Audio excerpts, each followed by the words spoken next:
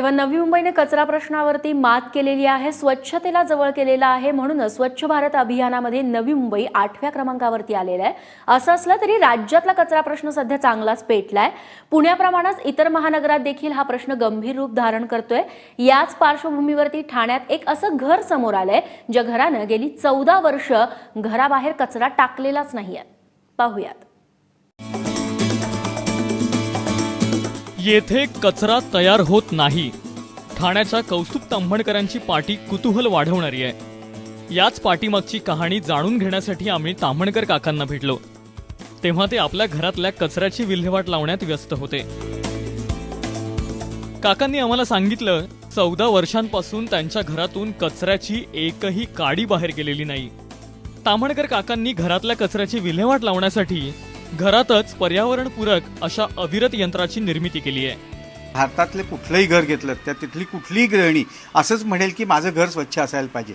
मग त्या गृहिणीला जर स्वच्छता करावी लागते म्हणजे कोणीतरी अस्वच्छता करत असणार आणि ती जी अस्वच्छता करणारी मंडळी आहेत त्यांनी जर अस्वच्छता करायचं थांबवलं तर नक्कीच तिचं काम कमी होणार. तर मी जे हे अविरत पात्र सुचलं मला हे त्याच संकल्पनेतून सुचलं आणि हे युजर फ्रेंडली करायला पाहिजे अशा दृष्टिकोनातून मी याचं डिझाईन केलं. घरात तयार होणाऱ्या कचऱ्याची ओला कचरा आणि सुका कचरा अशी विभागणी केली जाते, ज्यातील ओला कचरा अविरत यंत्रात टाकला जातो.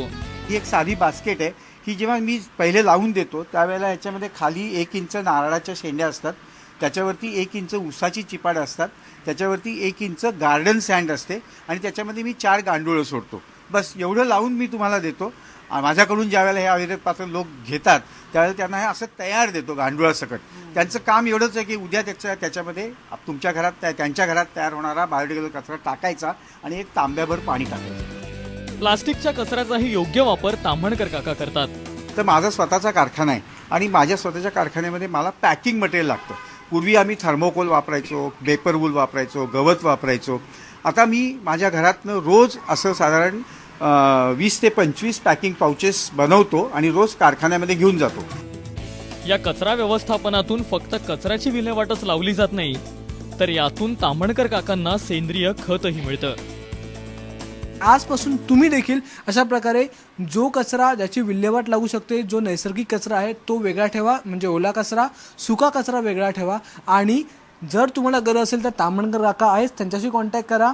कशा प्रकारे आपण हा कचरा घरच्या घरी याची विल्हेवाट लावू शकतो ते सांगण्यासाठी ताम्हणकर काका अतिशय एक्सपर्ट आहेत. कॅमेरामन विनय अक्षय भाटकर, ABP माझा, ठाणे.